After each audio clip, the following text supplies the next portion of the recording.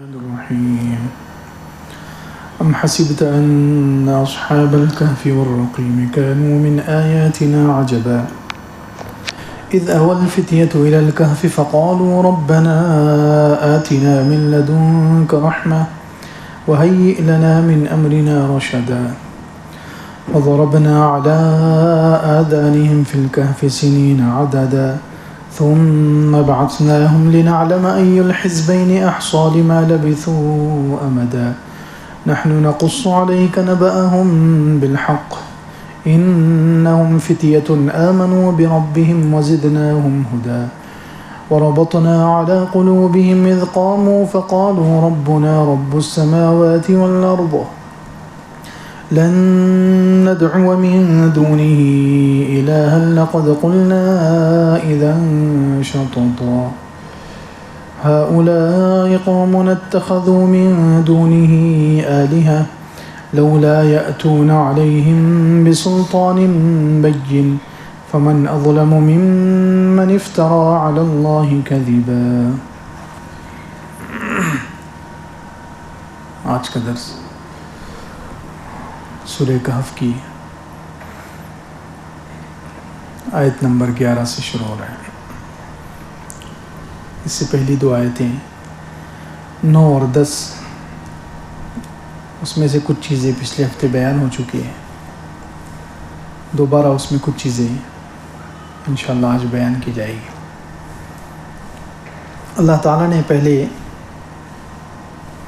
4 آیتوں میں مختصراً اجمال کے ساتھ شارٹ کٹ میں اصحاب کہف کا واقعہ بیان کیا اور پھر اس کے بعد تفصیل سے اللہ رب العزت نے اس کو 2-3 رکوع میں بیان کیا ہے.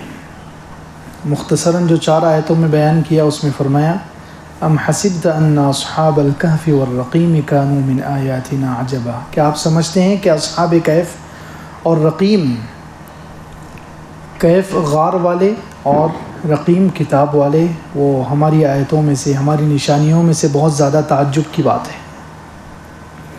یہاں پر کچھ مفسرین نے لکھا ہے کہ فتنوں سے بچنے کے لیے ان 4 آیتوں میں ہمیں 5 چیزیں معلوم ہوتی ہیں. فتنے سے بچنے کے لیے، ایسے فتنے جو ایمان کو خراب کرنے والے ہوں، ایسے فتنوں سے بچنے کے لیے، اپنے ایمان کو بچانے کے لیے یہاں پر 5 چیزیں معلوم ہو رہی ہیں. ان آیتوں سے یہ 5 چیزیں ثابت ہو رہی ہیں. سب سے پہلی چیز اصحاب کا جو لفظ ہے اس سے کہ یہ جو اصحاب کہف ہیں اکیلے نہیں گئے بلکہ جماعت بنا کر گئے. اصحاب 6 تھے یا 7 تھے، ایک جگہ جمع ہوئے. ان کا واقعہ لکھا ہوا ہے کہ وہ لوگ بہت مالدار گھرانے کے لوگ تھے. بعض مفسرین کہتے ہیں کہ غریب تھے، لیکن اکثر مفسرین کہتے ہیں، جمہور مفسرین، کہ وہ بڑے بڑے وزیروں کے، امیروں کے، بڑے بڑے مالداروں کے بیٹے تھے. انہوں نے ایمان قبول کر لیا، ایمان لے آئے، لیکن ان کے گھر والے اور پوری قوم اور بادشاہ سب کے سب کافر تھے. تو ایک دن تہوار کے وقت وہ جمع ہوئے، تہوار کے موقع پر جمع ہوئے، پوری قوم جمع ہوئی، یہ لوگ بھی ان کے ساتھ تھے، اور وہاں پر شرک ہونے لگا. کچھ بت رکھے ہوئے تھے، ان کی پرستش ہونے لگی، ان کی پوجا ہونے لگی، ان کے سامنے لوگ سر جھکا رہے ہیں، اسی طرح سجدے کر رہے ہیں، ان سے منتیں مرادیں مانگ رہے ہیں. تو ان 6 یا 7 لوگ جو تھے ان سے برداشت نہیں ہوا، کیونکہ یہ مومن تھے، ایمان انہوں نے قبول کر لیا تھا، تو ان سے برداشت نہیں ہوا. ایک ایک کر کے اٹھ کر وہ دور چلے گئے. پہلے ایک اٹھا، جب اس کو یہ کفریہ حرکتیں، شرکیہ حرکتیں برداشت نہیں ہوئی تو ایک اٹھ کر الگ ہو گیا. اس کے بعد دوسرا اٹھا، تیسرا اٹھا، اور پہلے سے انہوں نے کوئی پلان نہیں بنایا تھا، بس اللہ کی طرف کی بات ہے کہ ایک اٹھ کر الگ ہوا، پھر دوسرا الگ ہوا، تیسرا الگ ہوا. اس طریقے سے 6 یا 7 لوگ ایک ساتھ جمع ہو گئے، اور پھر آپس میں انہوں نے پوچھا کہ تم کیوں الگ ہوئے؟ پھر سب نے اپنا مقصد بتایا کہ ہم تو مومن ہیں، ایمان والے ہیں، ہم سے یہ شرک برداشت نہیں ہوا. تو خیر یہاں پہلی بات سمجھ میں آ رہی ہے کہ یہ لوگ جماعت بنا کر گئے، اکیلے نہیں، کیونکہ انسان جو ہے اکیلا نہیں رہ سکتا، انسان کا لفظ ہی انس سے نکلا ہے، اس کا مطلب وہ اکیلا نہیں رہ سکتا، دوسرا کوئی انسان اس کے ساتھ رہے گا تو اس کا دل لگا رہے گا، انس اس کو کہتے ہیں، مانوس ہوگا۔ اکیلے میں انسان گھبراتا ہے، اکیلا نہیں رہ سکتا۔ روزی روٹی کی جو ضرورتیں ہیں وہ بھی دیکھیں ہم اکیلے پوری نہیں ہو سکتی، پورا معاشرہ، پورا شہر، پورا ملک مل کر سب کی ضرورتیں پوری ہوتی ہے۔ اللہ تعالیٰ نے انسان کو ایسا بنایا ہے۔ اسی طرح اکیلے رہنے میں بڑائی پیدا ہونے کا خطرہ ہے، اکیلے میں دل کے سخت ہونے کا خطرہ ہے۔ حدیث میں ہے، اللہ کے رسول صلی اللہ علیہ وسلم فرمایا، ترمذی، ابو داؤد وغیرہ میں، من بدا جفا، جو اکیلا رہتا ہے، جنگل میں ہے، اکیلا رہتا ہے تو وہ سخت دل ہو جاتا ہے۔ اکیلا رہنے میں انسان کے اندر سخت دلی، تکبر، بڑائی پیدا ہو سکتی ہے۔ تو اس لیے یہ لوگ اکیلے نہیں، یہ لوگ جماعت بنا کر گئے۔ اسی لیے حدیث میں بہت تاکید فرمائی ہے کہ مسلمان اکیلا نہ رہے۔ اللہ کے رسول صلی اللہ علیہ وسلم نے فرمایا، نہا رسول اللہ صلی اللہ علیہ وسلم عن الوحدہ، اکیلے رہنے سے منع کیا ہے۔ ان یبیت الرجل وحدہ او یسافر وحدہ، گھر میں اکیلا رات گزارے، اس سے بھی منع کیا۔ اکیلا انسان سفر کرے، اس سے بھی منع کیا۔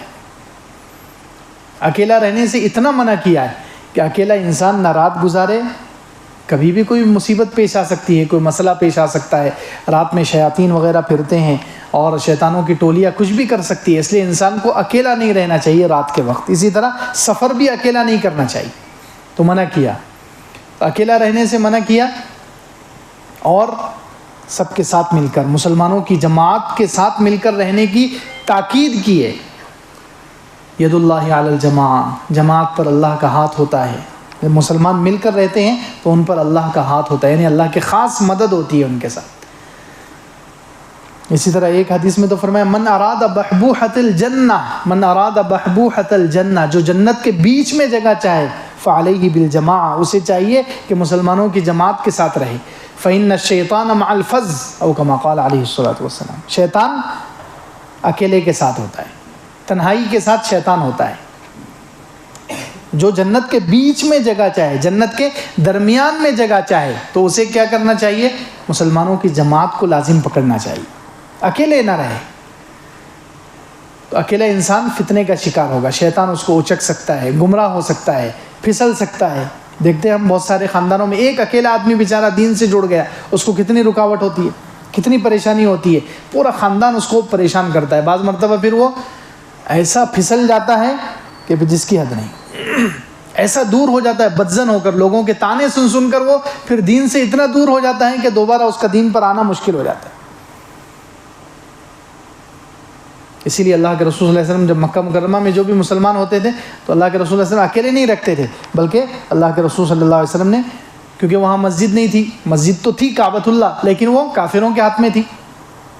اللہ کا گھر کعبۃ اللہ تھا، لیکن اس پر قبضہ کس کا تھا؟ کافروں کا تھا۔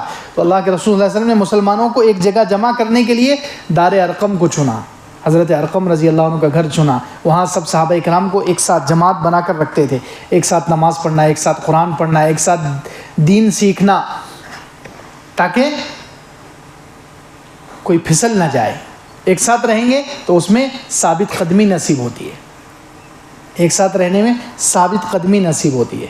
تو خیر، یہ اصحاب کہف، سب سے پہلی بات یہاں سے نکل رہی ہے، فتنوں کے زمانے میں آدمی اکیلا نہ رہے، جماعت اپنے ہم خیال لوگوں کی، اپنے ہم عقیدہ لوگوں کی، جو عقیدے میں ایک ہو، جو خیالات میں ایک ہو، جذبات میں ایک ہو، دین میں ایک ہو، ایسے لوگوں کو ایک جماعت بنا کر رہنا چاہیے، اکیلے نہیں۔ اکیلے انسان کو شیطان اچک سکتا ہے، آدمی گمراہ ہو سکتا ہے، پھسل سکتا ہے۔ تو ایک تو انہوں نے جماعت بنائی، دوسرے الکہف سے یہ سمجھ میں آ رہا ہے کہ انہوں نے کیا کیا، جب انہوں نے دیکھا کہ یہاں کفر ہو رہا ہے، یہاں شرک ہو رہا ہے، تو اس جگہ کو، ان لوگوں کو، اس بستی کو چھوڑ دیا۔ یہ دوسرا کام ہے، جہاں برائی ہو، برائی والی بستی، برے لوگوں کو چھوڑ دو، بری جگہ کو چھوڑ دو۔ برے لوگوں کے ساتھ رہیں گے، بری جگہ میں رہیں گے تو آدمی بھی فتنے کا شکار ہو جائے گا۔ بری جگہ میں رہیں گے، برے لوگوں کے ساتھ رہیں گے تو آدمی کا دین پر قائم رہنا بہت مشکل ہے، بہت مشکل ہے۔ اسی لیے تو نبی، انبیاء علیہ السلام ہجرت کر کے چلے جاتے تھے۔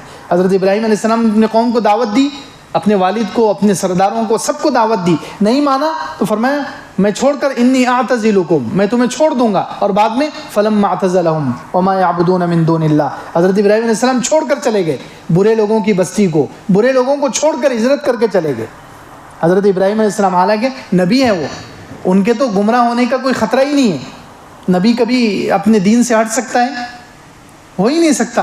پھر بھی برے لوگوں کی بستی چھوڑ دی، برے لوگوں کا ساتھ چھوڑ دیا، سمجھایا ان کو ایک وقت تک، لیکن جب نہیں سمجھے تو پھر ایسے بری جگہ اور برے لوگوں کے ساتھ نہیں رہنا چاہیے،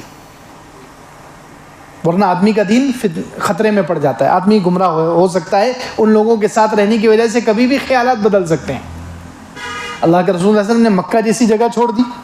مکہ مکرمہ سے مقدس کوئی جگہ ہو سکتی ہے جہاں اللہ تعالیٰ کا گھر ہے، جہاں رحمتیں برستی ہے، وہ جگہ چھوڑ دی اللہ کے رسول صلی اللہ علیہ وسلم نے. کس وجہ سے؟ کہ برے لوگ تھے وہاں پر، برے لوگوں کا قبضہ تھا، برے لوگوں کے ساتھ کب تک رہیں گے، تو چھوڑ کر چلے گئے.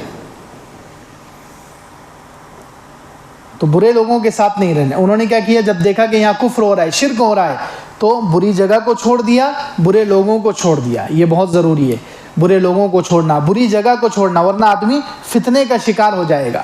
اسی لیے وہ اللہ کے رسول صلی اللہ علیہ وسلم نے جو واقعہ بیان کیا پچھلے زمانے میں، ابن ماجہ میں صحیح حدیث ہے وہ، کہ ایک آدمی نے 99 آدمی کو قتل کر دیا. پھر بعد میں توبہ کے لیے ایک راہب کے پاس گیا، ایک عابد کے پاس گیا اور اس سے پوچھا میری توبہ کا کوئی راستہ ہے؟ اس نے کہا کوئی راستہ نہیں ہے. اس کو بھی قتل کر دیا. چل 100 مکمل ہو گئے.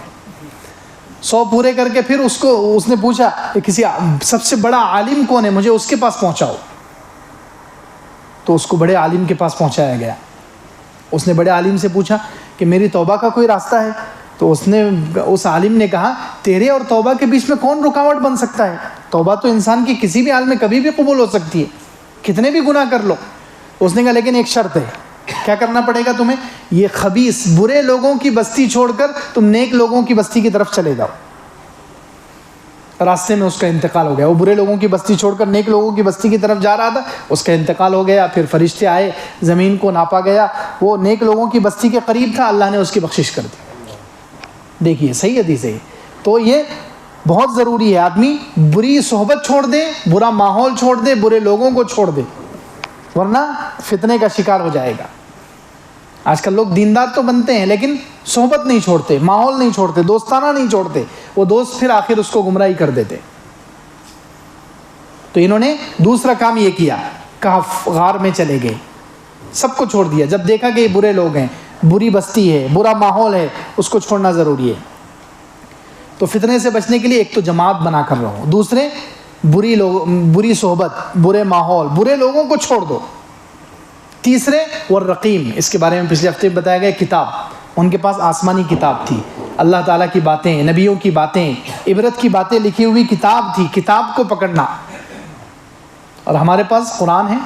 فتنوں کے زمانے میں اللہ کے رسول صلی اللہ علیہ وسلم کی وہ حدیث ہے، حضرت علی رضی اللہ عنہ سے کہا انہا ستکون فتن، ان قریب فتنے آئیں گے.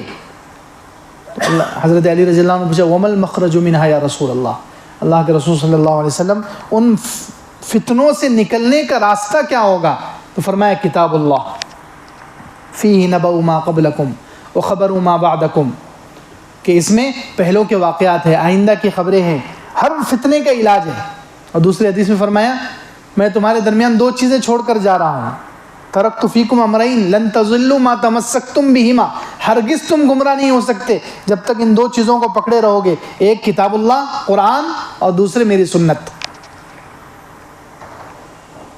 تو فتنوں سے بچنے کے لیے تیسری چیز کیا ہے؟ کتاب. وحی کی روشنی میں انسان چلے، قرآن کا علم حاصل کرے، قرآن سے جڑے، وحی کی روشنی میں انسان زندگی گزارے تو فتنے کا شکار نہیں ہوگا. انہوں نے بھی یہی کیا کہ پچھلے نبیوں کی جو باتیں تھیں، اللہ تعالیٰ کی جو باتیں تھیں، نبیوں کی جو باتیں تھیں، وہ لکھی ہوئی تھی ان کے پاس، وہ کتاب لے کر گئے. چوتھی چیز کہ جب غار میں چلے گئے اور تو وہاں جا کر انہوں نے دعا کی، اذ اول فتیۃ الی الکہف فقالوا ربنا آتنا من لدنک رحمۃ وہیئ لنا من امرنا رشدا. اللہ تعالیٰ سے دعا کی ہے. یہ جب انسان کی طاقت سے باہر ہو جائے، جب کوئی فتنہ، کوئی چیز انسان کو پریشان کرے، انسان کے سارے اسباب یوں لگے کہ میرے سارے اسباب بیکار ہیں، اب کوئی راستہ نہیں ہے، تو انسان کو چاہیے کہ وہ اللہ کی پناہ لے، اللہ کی مدد حاصل کرے، اللہ کے سامنے گڑ گڑائے. یہ چیز انسان کو فتنے سے نکالتی ہے. پھر دعا. حضرت یوسف علیہ السلام نے کیا کیا جب دیکھا، پھر سورہ یوسف میں گزر چکا کہ جب انہوں نے دیکھا کہ پورا مصر ہی برا ہو چکا ہے، ایک زلیخا نہیں، یہاں تو ساری ہی عورتیں زلیخا کی طرح ناپاک ہیں، زنا کی دعوت دینے والی ہیں، برائی کی دعوت دینے والی ہیں، پورا ماحول ہی گندا ہے. تو حضرت یوسف علیہ السلام نے بھی کیا کیا، رب السجن احب الی مما یدعوننی الیہ، اے اللہ اب یہ میرے بس سے باہر ہے، اے اللہ تو ہی مجھے اس سے بچا دے، مجھے جیل میں بھیج دے چاہے، لیکن اس برے ماحول سے نکال دے. تو اللہ تعالیٰ نے نکالا کہ نہیں نکالا؟ تو ایسے ہی ان لوگوں نے بھی دیکھا کہ جب کہ بادشاہ ہمارا مخالف ہے، پوری حکومت ہماری مخالف ہے، سارے لوگ ہمارے مخالف ہیں، اور بلکہ جان کے در پہ انہوں نے وارننگ دی تھی ان لوگوں کو. ان لوگوں کو پکڑ کر کچھ دن قید کیا اور بعد میں ان کو چھوڑ دیا کہ ہم تمہیں سوچنے کے لیے ٹائم دیتے ہیں. تو اسی ٹائم کا انہوں نے فائدہ اٹھا کر غار میں چلے گئے اور وہاں جا کر یہ دعا کیے. تو ان کو معلوم ہے کہ ہم پوری قوم، بادشاہ اور ساری طاقتیں ہمارے خلاف ہیں، اب ہمارے بس سے باہر ہے اس سے بچنا. تو انہوں نے اللہ کی پناہ لی. اصحاب بدر نے کیا کیا، جب بدر میں دیکھا کہ معاملہ سب طاقت سے باہر ہے، ابو جہل کا لشکر 1000 کا لشکر سامنے آ گیا اور ان کے پاس سارے ہتھیار ہیں، سارے اسباب ہیں، اور ہمارے پاس ایک تو تعداد 313 ہے اور ہتھیار بھی کچھ نہیں ہے. تو پھر اذ تستغیثون ربکم فاستجاب لکم، اللہ تعالیٰ نے خود کہا کہ جب تم اللہ کے سامنے فریاد کر رہے تھے، صحابہ کرام سب کے سب دعا میں لگ گئے. پھر اللہ کے رسول صلی اللہ علیہ وسلم بھی دعا میں لگ گئے، اور اصحاب بدر جتنے صحابہ ہیں سب کے سب دعا میں اللہ سے فریاد کر رہے ہیں، اللہ سے دعا کر رہے ہیں کہ اللہ ہمارے بس سے باہر ہے، تو ہی ہماری مدد کر. تو پھر اللہ تعالیٰ نے مدد کی. تو جب فتنے اتنے خطرناک حملہ آور ہو جائیں، آدمی کے دین کو ایسا نقصان پہنچائیں کہ آدمی یہ سمجھے کہ اب میرے طاقت سے باہر ہو چکا ہے، تو وہ اللہ سے دعا کرے. اللہ تعالیٰ کہیں سے بھی راستہ نکال سکتا ہے، جیسے اللہ تعالیٰ نے ان کے لیے راستہ نکالا. تو چوتھا کام یہ ہے کہ اللہ کے سامنے گڑ گڑانا، اللہ سے دعا کرنا. خیر، پانچواں کام آگے 2 آیتوں کے بعد آ رہا ہے. وہ کیا ہے، ثم بعثناہم لنعلم ای الحزبین احصی لما لبثوا امدا، کہ اللہ تعالیٰ نے فرمایا ہم نے ان کو سلانے کے بعد دوبارہ اٹھایا تاکہ ہم لوگوں کے سامنے ظاہر کر دیں کہ کون سا گروہ، کون سی جماعت ان میں سے ان کے مدت قیام کو زیادہ یاد رکھنے والی ہے. تو اس میں 5ویں چیز اس آیت میں بتائی گئی. مفسرین کہتے ہیں 5ویں چیز کیا ہے کہ پچھلے جو ایمان والے گزر چکے ہیں، پچھلے زمانے میں جو نیک لوگ گزر چکے ہیں، ان کے حالات کی خبر، ان کے حالات معلوم کرنا، ان کو اللہ تعالیٰ نے کیسے کامیاب کیا، باطل کے خلاف وہ کیسے کامیاب ہوئے، کن اسباب کی وجہ سے کامیاب ہوئے، یہ بات انسان معلوم کرے، اس کو یاد رکھے. تو یہ بھی چیز انسان کو فتنے سے بچاتی ہے، پچھلے لوگوں کے حالات کی خبر رکھنا. جیسے ہم سے پہلے جو انبیاء علیہ السلام گزر چکے ان کے واقعات، اور ہمارے لیے تو ہمارے نبی صلی اللہ علیہ وسلم کی زندگی، پھر صحابہ کرام کی زندگی، کیسے انہوں نے فتنوں کا مقابلہ کیا. حضرت ابوبکر رضی اللہ عنہ نے ارتداد کا فتنہ اٹھا، کیسا مقابلہ کیا. ان کے بعد پھر کتنے علماء محدثین گزرے ہیں، انہوں نے کیسا فتنوں کا مقابلہ کیا. یہ ہم اگر معلوم کریں گے، یہ یاد رکھیں گے، تو اس سے بھی فتنوں سے بچنا آسان ہوتا ہے. تو خیر یہ 5 چیزیں ہیں. چلیے، فرمایا دعا کی انہوں نے اللہ تعالیٰ سے، پھر اللہ تعالیٰ نے کہا کہ فَضَرَبْنَا عَلَىٰ آذَانِهِمْ فِي الْكَهْفِ، ہم نے ان کے کانوں پر پہرا لگا دیا، کانوں پر، گویا کانوں کو ہم نے تھپکی دے کر انہیں سلا دیا. سنین عددا، بہت سارے سالوں کے لیے. تو مفسرین کہتے ہیں کہ اللہ تعالیٰ نے ان کے کانوں پر فَضَرَبْنَا عَلَىٰ آذَانِهِمْ، اللہ تعالیٰ کہتے ہیں ہم نے ان کے کانوں کو تھپکی دے دی. سلانے کے لیے جیسے بچوں کو تھپکی دیتے ہیں، ایسے ہم نے ان کے کانوں کو بند کر دیا تاکہ باہر کی خبریں وغیرہ ان کے پاس نہ آئیں. کیونکہ اگر کان ان کے کھلے رہتے، وہ جاگتے رہتے، باہر کی خبریں سنتے رہتے کہ باہر ہمارے خلاف کیا ہو رہا ہے، سازشیں کہاں تک پہنچی ہے، ہمارے قتل کرنے کے پلان کہاں تک پہنچے، یہ سنتے رہتے، تو اندر جا کر فائدہ نہیں ہوتا. اندر کیوں گئے تھے؟ وہ اطمینان قلب حاصل کرنے کے لیے. باہر جان کا خطرہ ہے، ایمان کا خطرہ ہے، تو اب وہ غار میں چلے گئے، اپنا ایمان بھی بچ جائے، جان بھی بچ جائے، اور دل کو سکون اور اطمینان حاصل ہو. یہاں رہ کر ہم اپنے ایمان کو بچائیں گے. جو آسمانی کتاب تھی اس کتاب کو پڑھیں گے، ہم ایمان کو بڑھائیں گے، ایمان کو بچائیں گے، اسی میں رہ کر اپنے ایمان کی بھی اپنے جسم کی بھی حفاظت کریں گے۔ لیکن اگر کان کھلے رہتے اور وہ باہر کی اطلاعات ان تک پہنچتی رہتی تو پھر اندر جانے کا فائدہ ختم ہو جاتا۔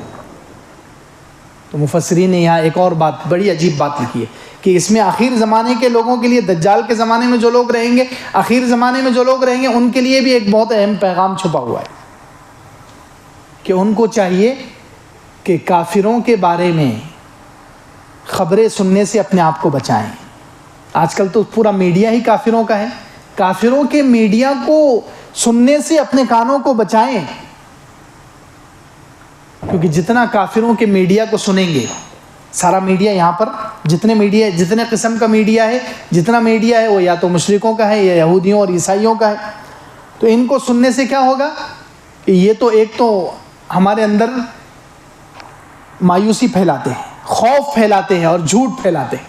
یہ تین کام میڈیا کرتی، باطل میڈیا، کافروں کا میڈیا کیا کرتا ہے؟ ایک تو جھوٹ پھیلاتا ہے، جو صحیح ہے ان کو غلط دکھائے گا، جو غلط ہے ان کو صحیح دکھائے گا۔ ہوتا ہے نہیں ہوتا؟ فلسطینی حق پر ہے، فلسطینی صحیح ہے، ان کو یہ میڈیا دہشت گرد بتائے گا، اور اسرائیلی جو قابض ہے، جو دہشت گرد ہے اصل، ان کو صحیح بتائے گا۔ ہوتا ہی نہیں ہوتا؟ یہ میڈیا صحیح کو غلط اور غلط کو صحیح بنا کر جھوٹ پھیلاتا ہے۔ جو اصل مسلمان ہیں، مجاہدین ہیں، ان کو وہ دہشت گرد بتلائے گا، اور جو برے لوگ ہیں ان کو اچھا کر کے پیش کرے گا۔ امریکہ کو اور امریکہ کے چاہنے والوں کو وہ اچھا بنا کر پیش کرتا ہے، مسیحا بنا کر، کہ یہ انسانیت کے سب سے بڑے ہمدرد ہیں، حالانکہ وہ انسانیت کے لیے سب سے بڑے قاتل ہیں۔ یہودی اور عیسائی انسانوں کے لیے سب سے خطرناک زہر ہے آج کے زمانے میں، لیکن میڈیا ان کو کیسے بنا کر پیش کرتا ہے؟ ایک دم مسیحا، کہ یہ انسانوں کے ہمدرد ہیں، انسانوں کی کامیابی کے لیے، انسانوں کی ترقی کے لیے کام کرتے ہیں، حالانکہ سب سے زیادہ انسانوں کو وہ نقصان پہنچاتے ہیں۔ تو آخر زمانے کے لیے گویا پیغام دیا گیا ہے کہ مسلمان اپنے کانوں کو باطل میڈیا سے، کافروں کے میڈیا سے بچائے، کیونکہ یہ جھوٹ پھیلاتا ہے، دوسرے خوف پھیلاتا ہے۔ مسلمانوں میں بلا وجہ ہم کو جو بزدل بنایا گیا ہے، یہ میڈیا نے بنایا ہے۔ کافروں کی طاقت اتنی بڑی بنا کر پیش کرتے ہیں، نعوذ باللہ، جیسے وہ اللہ سے بڑی ہوگی۔ ایسا ہی ہے کافروں کی طاقت۔ امریکہ ناقابل شکست ہے، اس کو کوئی ہرا ہی نہیں سکتا، اسرائیل کو کوئی ہرا نہیں سکتا، حالانکہ میدانی حقیقت کیا ہے؟ آج 2 سال میں ہم سب نے دیکھ لیا، الحمدللہ 2 سال میں ہم سب نے دیکھ لیا کہ جس کے بارے میں کہا جا رہا ہے کہ ان کو کوئی نہیں ہرا سکتا، ان کے پاس ایسی ٹیکنالوجی ہے، ایسی طاقت ہے، وہ 2 سال ہمارے مجاہدین کو تلاش نہیں کر سکے۔ ان کے آدمیوں کو جو پکڑ کر کہاں رکھا ہے ان کو نہیں معلوم ہے، ایسے حالانکہ ان کے پاس کیمرے ہیں، سیٹلائٹ ہیں، ایسی چیزیں وہ لوگ نکال چکے ہیں کہ دنیا کے دعویٰ یہ کرتے ہیں، وہ لوگ یہ دعویٰ کرتے ہیں کہ دنیا کے کسی بھی جنگل میں کہیں سوئی پڑی ہوئی ہو تو ہم یہاں بیٹھے بیٹھے، امریکہ میں بیٹھے بیٹھے دیکھ سکتے ہیں، اور ان کو بازو میں فلسطین ہے، فلسطین کے اندر ان کے قیدی کہاں چھپا کر رکھے وہ نظر نہیں آ رہے، اتنے بڑے بڑے قیدی نظر نہیں آ رہے ان کو، اپنے لوگ کہاں چھپا کر رکھے ہیں مجاہدین نے، وہ نظر نہیں آ رہے ان کو، اور سوئی نظر آ رہی۔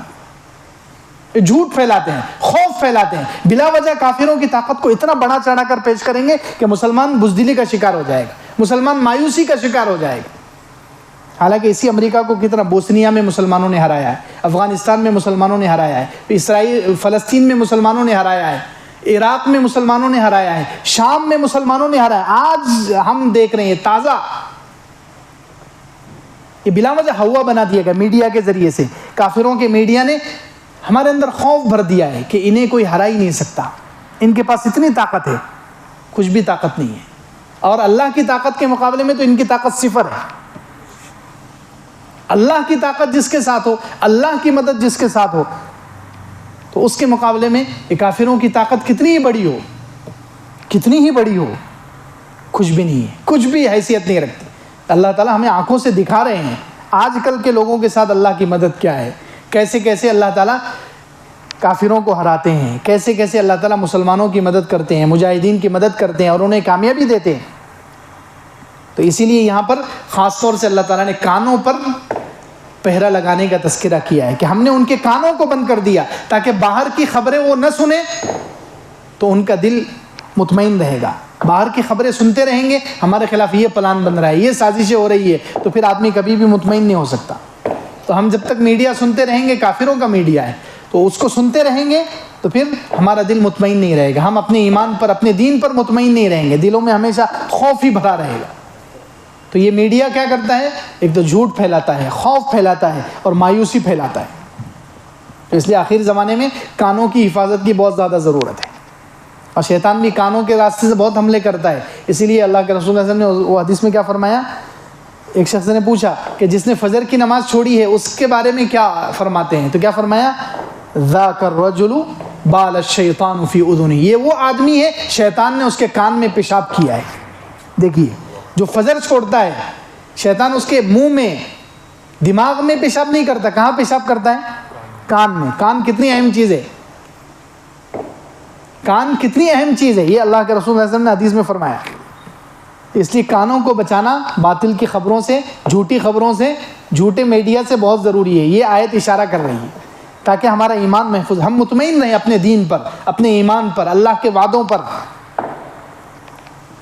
تو فرمایا فَضَرَبْنَا عَلَىٰ آذَانِهِمْ فِي الْكَهْفِ, ہم نے ان کے کانوں پر تھپکی دے دی غار کے اندر, سنین عددا, پھر کانوں کو اللہ تعالیٰ نے سلا دیا, کانوں پر تھپکی دے دی, کوئی خبر ان تک نہیں پہنچی, تو وہ اندر 300 سال تک مطمئن رہے, کوئی مسئلہ ہی کھڑا نہیں ہوا. ثم بعثناهم لنعلم أي الحزبين أحصى لما لبثوا أمدا, پھر ہم نے ان کو دوبارہ زندہ کیا. بعثناهم, ہم نے ان کو, حالانکہ وہ سوئے تھے, مرے نہیں تھے, وہ ان کی روح نکلی نہیں تھی, صرف سوئے تھے وہ, لیکن اللہ تعالیٰ نے لفظ استعمال کیا ہم نے ان کو دوبارہ زندہ کیا ہے, کیونکہ سونے کا زمانہ بہت لمبا تھا, 300 سال, اس لیے یہ لفظ استعمال ہوا. یا سونا بھی ویسے, نیند بھی موت کی طرح ہے, نیند بھی موت کی طرح ہے, اس لیے یہاں اللہ تعالیٰ نے دوبارہ زندہ کرنے کا لفظ ذکر کیا. یا بعض مفسرین نے عجیب بات کہی, ثم بعثناہم, ہم نے ان کو دوبارہ زندہ کیا ہے. یہ اللہ تعالیٰ نے لفظ اس لیے کہا کہ ان کے زندہ ہونے سے بہت سارے لوگوں کے دل زندہ ہو گئے. ان کے دوبارہ زندہ ہونے, 300 سال کے بعد کھڑا ہونے سے بہت سارے لوگ جو کفر کی گمراہی میں مردہ پڑے ہوئے تھے, کفر کے اندر مردہ پڑے ہوئے تھے, ان کو اللہ کی طاقت پر شک تھا کہ اللہ تعالیٰ کیسے مردوں کو زندہ کرے گا. تو جب ان لوگوں نے ان کے واقعات سنے, ان کو دیکھا, ان کے بارے میں سنا کہ 300 سال کے بعد اللہ تعالیٰ نے ان کو کھڑا کیا ہے, تو وہ گمراہی سے نکل گئے, انہوں نے کفر اور شرک چھوڑ دیا. تو اس لیے اللہ تعالیٰ نے یہاں پر دوبارہ زندہ کیے جانے کا لفظ استعمال کیا ہے کہ ان کی وجہ سے, ان کے اٹھنے کی وجہ سے بہت سارے لوگ کفر اور شرک سے اٹھ گئے, گویا دوبارہ ان کو نئی زندگی مل گئی. ثم بعثناہم لنعلم ای الحزبین احصى لما لبثوا امدا, پھر ہم نے ان کو دوبارہ زندہ کیا تاکہ ہم لوگوں کے سامنے ظاہر کر دیں ای الحزبین احصى لما لبثوا امدا, کہ دونوں جماعتوں میں سے کون ان کی مدت کو زیادہ یاد رکھنے والا ہے. ایک تو اصحاب کہف کی جماعت ہے, اور دوسرے باہر جو ان کے لوگ تھے, بادشاہ وغیرہ جو ان کے مخالف تھے, ان دونوں میں سے کون ان کی مدت کو زیادہ یاد رکھنے والا ہے, کافروں کی جماعت یا مسلمانوں کی جماعت. یا اللہ کے رسول صلی اللہ علیہ وسلم کے زمانے میں جن یہودیوں نے یہ سوال کیا تھا اصحاب کہف کون ہیں, تو وہ ان کو زیادہ یاد ہے کہ وہ اصحاب کہف غار میں کتنا ٹھہرے تھے, یا اللہ کو زیادہ یاد ہے. یہ دو جماعت ہیں, ایک تو اللہ ہے, ایک طرف اللہ کو زیادہ معلوم ہے اصحاب کہف کتنا ٹھہرے تھے, یا یہودیوں کو زیادہ معلوم ہے. یہ دو جماعت ہیں. تو ایک تو مطلب اس کا یہ ہے ای الحزبین, دونوں جماعتوں میں سے احصا, یاد, احصا کا ایک مطلب ہوتا ہے گننا, یاد رکھنا, کون ان کے ٹھہرنے کی مدت کو زیادہ یاد رکھنے والا ہے. کس کو معلوم ہے کہ اصحاب کہف کتنے سال غار میں ٹھہرے؟ اللہ تعالیٰ یہ لوگوں کے سامنے ظاہر کرانا چاہتے ہیں, لیکن ایک بہت باریک بات کچھ مفسرین نے لکھی ہے, اور بہت اہم بات ہے. وہ کچھ مفسرین کہتے ہیں کہ یہاں صرف یاد رکھنا اور گننا مقصد نہیں ہے, کیونکہ کسی بھی چیز کی گنتی شریعت میں زیادہ اہمیت نہیں رکھتی. اصحاب کہف کتنے سال ٹھہرے, یہ اگر کسی کو معلوم بھی ہو جائے, کسی کو ایگزیکٹ معلوم ہو جائے اتنے سال اتنے دن رہے, تو اس سے کیا اس کو جنت مل جائے گی؟ اس کو گننے سے کیا فائدہ حاصل ہوگا؟ تو اس لیے مفسرین کہتے ہیں، کچھ مفسرین نے کہا یا احصا کا مطلب ہے کس نے، دونوں جماعتوں میں سے کس نے اپنے مدت قیام سے زیادہ فائدہ اٹھایا. یعنی اصحاب کہف جو 300 سال تک غار میں رہے، ان کو غار میں رہنے 300 سال جو انہوں نے غار میں گزارے ہیں، ان کو اس غار میں گزارنے کا جو وقت تھا اس کا زیادہ فائدہ ہوا، یا باہر کے جو لوگ تھے ان کے زمانے کے جو کافر بادشاہ ہیں اور اس کی پوری قوم ہے ان کو زیادہ فائدہ ہوا؟ اللہ اکبر، یہ عجیب مطلب ہے. باہر کے جو لوگ ہیں، بادشاہ یا اصحاب کہف کی جو قوم ہے، بادشاہ اور سارے لوگ، ان کے پاس بادشاہت ہے، ان کے پاس مال ہے، پیسہ ہے، وہ لوگ جاگتے رہے، سب کچھ ہونے کے باوجود بھی انہوں نے اپنی زندگی سے کوئی فائدہ نہیں اٹھایا، کیونکہ ایمان ہی قبول نہیں کیا انہوں نے. تو سب کچھ رکھتے ہوئے بھی وہ ناکام ہو گئے. اپنی دنیا کی مدت سے انہوں نے کوئی فائدہ نہیں اٹھایا، ایمان قبول نہیں کیا، اعمال صالحہ نہیں کیے، اللہ کو راضی نہیں کیا. تو بادشاہت اور سارے مال اور اسباب رکھتے ہوئے بھی، جاگتے ہوئے بھی وہ جہنم میں چلے گئے، اور یہ لوگ سوتے ہوئے بھی کیونکہ ایمان تھا جنت میں جائیں گے. یہ مطلب ہے. یہ لوگ سوتے، حالانکہ 300 سال تک سوتے رہے، لیکن کیوں سوئے؟ ایمان بچانے کے لیے گئے تھے، اللہ کو راضی کرنے کے لیے گئے تھے. تو ان کا سونے کا زمانہ ان کے جاگنے کے زمانے سے، ان کے سارے مال و دولت کے زمانے سے ان کا زمانہ زیادہ بہتر ہے، کیونکہ انہوں نے اپنے زمانے سے، اپنی عمر سے فائدہ اٹھایا. ایمان قبول کر کے، اللہ کو راضی کر کے انہوں نے فائدہ اٹھایا اپنی زندگی سے، اپنی زندگی کی عمر سے، وقت سے انہوں نے فائدہ اٹھایا. اور سامنے والوں نے، بادشاہ اور اس کی پوری قوم، چونکہ کفر پر تھی وہ، انہوں نے فائدہ نہیں اٹھایا. تو اللہ رب العزت یہ لوگوں کے سامنے ظاہر کرنا چاہتے ہیں کہ دونوں میں سے، اصحاب کہف اور ان کے سامنے جو لوگ تھے، دونوں میں سے کس کی زندگی کا زیادہ فائدہ ہوا ہے، کس نے اپنی زندگی سے زیادہ فائدہ اٹھایا ہے. پھر اب یہاں سے آگے تفصیل سے اللہ تعالیٰ بیان کرتے ہیں، نحن نقص علیک نبأہم بالحق، ہم آپ کے سامنے ان کا واقعہ حق کے ساتھ بیان کرتے ہیں. اب تفصیل سے واقعہ شروع ہو رہا ہے. ہم آپ کے سامنے ان کا واقعہ کھل کر تفصیل سے بیان کرتے ہیں، کیونکہ یہودی جو تھے، اللہ کے رسول صلی اللہ علیہ وسلم کے زمانے میں یہودی جو تھے، ان کو بھی یہ واقعہ معلوم تھا، لیکن صحیح نہیں معلوم تھا. یہودیوں نے اپنی طرف سے بہت ساری چیزیں اس میں ملا دی تھی، کچھ چیزیں گھٹا دی، کچھ چیزیں ملا دی، بڑھا دی. تو حق صحیح واقعہ ان کو نہیں معلوم تھا، اس لیے اللہ تعالیٰ کہہ رہے ہیں ہم آپ کے سامنے اب یہ واقعہ بالکل جیسے پیش آیا تھا حق کے ساتھ بیان کرتے ہیں. نحن نقص علیک نبأہم بالحق، ہم آپ کے سامنے ان کا واقعہ بیان کرتے ہیں حق کے ساتھ، صحیح. انہم فتیۃ آمنوا بربہم وزدناہم ہدی، وہ کچھ نوجوان تھے، آمنوا بربہم، جنہوں نے اپنے رب پر ایمان قبول کیا. دیکھیے اللہ نے ان کو ایمان دیا، فری میں وہ ایمان ملا نہیں. آمنوا بربہم، ایمان کے لیے انہوں نے محنت کی، انہوں نے ایمان لائے. اس میں اشارہ کر رہے ہیں اللہ تعالیٰ کون سے ایمان کا زیادہ فائدہ ہوتا ہے؟ محنت سے. اللہ نے جو اسباب دیے تھے ان اسباب کو، عقل ہے اور انبیاء علیہ السلام کی کتابیں ہیں، ان چیزوں کو سامنے رکھ کر ان اسباب کو انہوں نے استعمال کر کے وہ اپنی کوشش اور محنت سے ایمان تک پہنچے تھے. ایسی فری میں ایمان نہیں مل گیا ان کو. آمنوا بربہم، انہوں نے اپنی کوشش سے، اپنی محنت سے، اپنی جہد سے، اپنی مشقت سے ایمان قبول کیا، اپنے رب پر وہ ایمان لائے. کیونکہ ایمان لانے کے لیے اللہ تعالیٰ نے ہر ایک کو، دنیا میں چاہے مسلمان ہو کافر ہو، ہر ایک کو اللہ تعالیٰ نے اسباب دیے ہیں، عقل دی ہے اللہ تعالیٰ نے، باہر کے بہت سارے ذرائع ہیں، انبیاء علیہ السلام کو بھیجا، کتابوں کو بھیجا. اب ہر انسان پر لازم ہے کہ وہ اپنی عقل کو استعمال کرے اور صحیح دین کو تلاش کر کے ایمان قبول کرے. تو ان لوگوں نے وہ کام کیا ہے. آمنوا بربہم، اپنے رب پر ایمان قبول کیا اپنی کوشش اور محنت سے. وزدناہم ہدی، پھر اللہ تعالیٰ کہتے ہیں ہم نے ان کی ہدایت کو، ان کے ایمان کو، ان کی دل کی روشنی کو ہم نے بڑھا دیا. اللہ تعالیٰ انسان سے کوشش چاہتے ہیں، انسان تھوڑی کوشش کر لے اللہ تعالیٰ اس میں اضافہ کر دیتے ہیں. انہوں نے کوشش کی، اپنی طاقت، اپنی محنت، اپنا سب کچھ انہوں نے ایمان کے لیے خرچ کیا، تو اللہ تعالیٰ نے زدناہم ہدی، ہم نے ان کی ہدایت کو بڑھا دیا. وربطنا علی قلوبہم، پھر ہم نے ان کے دلوں پر گرہ لگا دی. اذ قاموا فقالوا ربنا رب السماوات والارض، جب وہ لوگ، اتنی طاقت ان کے اندر ایمان میں پیدا ہو گئی کہ وہ لوگ پوری قوم کے سامنے کھڑے ہو گئے اور انہوں نے کہا ربنا رب السماوات والارض، ہمارا رب وہ ہے جو آسمان اور زمین کا رب ہے.